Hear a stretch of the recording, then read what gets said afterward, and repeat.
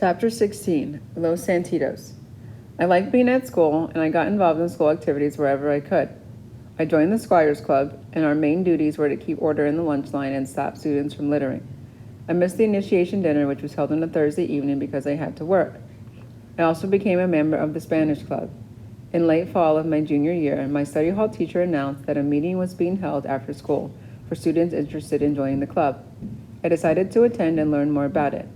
Instead of going straight to the public library to do my math homework as I usually did, I went to the meeting, which was held in one of the classrooms in the old part of the school next to the tennis courts. Few students were there. Mr. Oservine, one of the Spanish teachers, ran the meeting. He was a short, stocky man with a large head and receding hairline. He had a long, thin chin and a thin black mustache, just like Papa's. As he talked about Mexico, his small, dark eyes lit up like a cat's when it saw a mouse. He said he was from New York, but had lived and studied in Mexico City, where he met his wife, who was from Oaxaca.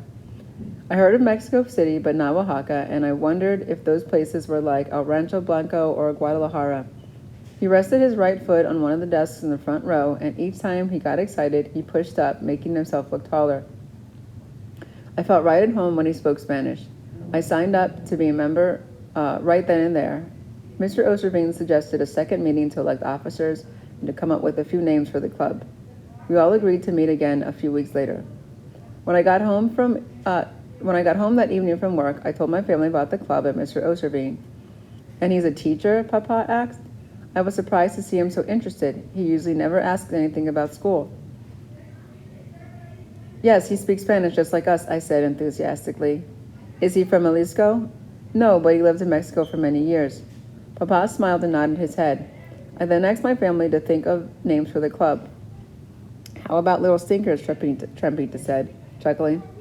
Roberto gave Trampita a slight punch on the shoulder and laughed. "You're the stinker," he said. "That's why we call you Trampita."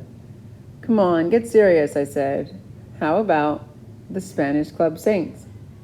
"Los Santitos," Mama uttered. "Los Santitos, like all our children." "Santitos," Papa explained. "How about Los Diablitos?" "I like Los Santitos," I said. "It fits with the Santa Maria Saints." At the next meeting of the Spanish Club, I proposed the name Los Santitos. Everyone voted in favor of it. We then elected officers. I was elected president, Abby Gonzalez vice president, Charlotte Woodward secretary, and Marjorie Ito coordinator of social events. Our first order of business was to think of an activity for the club. Marjorie suggested having a Thanksgiving fiesta. I liked the idea of celebrating Thanksgiving. It was my favorite holiday because when we picked cotton in Corcoran, I started school around that time every year. We all went along with her idea, except Mr. Oservine. He reminded us that Thanksgiving was only a few days away. "You don't have time to organize a party around Thanksgiving," he said, "but you could for Christmas." I thought about Christmas and felt sad, recalling living in tent labor camps in Corcoran during the holiday and seeing families struggle to make ends meet. "What do you think?" Abby said, poking me in the back. "About Christmas?" Well, I hesitated. I then remembered the Christmas party when Papa gave Mama an embroidered handkerchief he had bought from a young couple who needed money to buy food. "What about collecting food for poor families?" I finally said. "A Christmas food drive. That's a great idea," Mr. Oservine said. Abby and Marjorie agreed. "I'll ask teachers to announce it in study hall. Students could drop off food and cans in the cafeteria, and we'll have the Salvation Army deliver it to needy families," Mr. Oservine added. We left the meeting and agreed to meet once again before Christmas break to make sure everything was in order.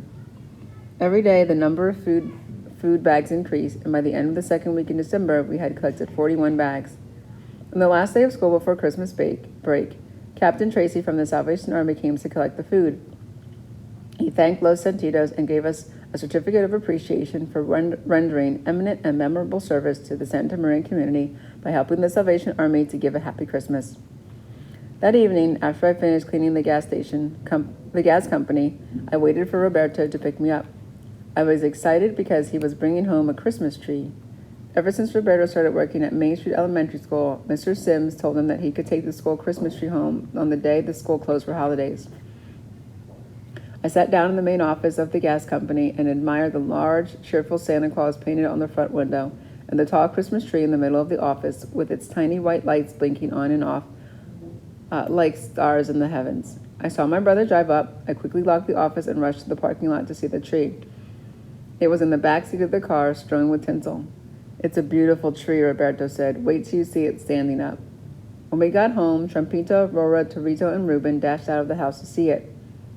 This is a very special Christmas, mijo, Mama said excitedly, clasping her hands.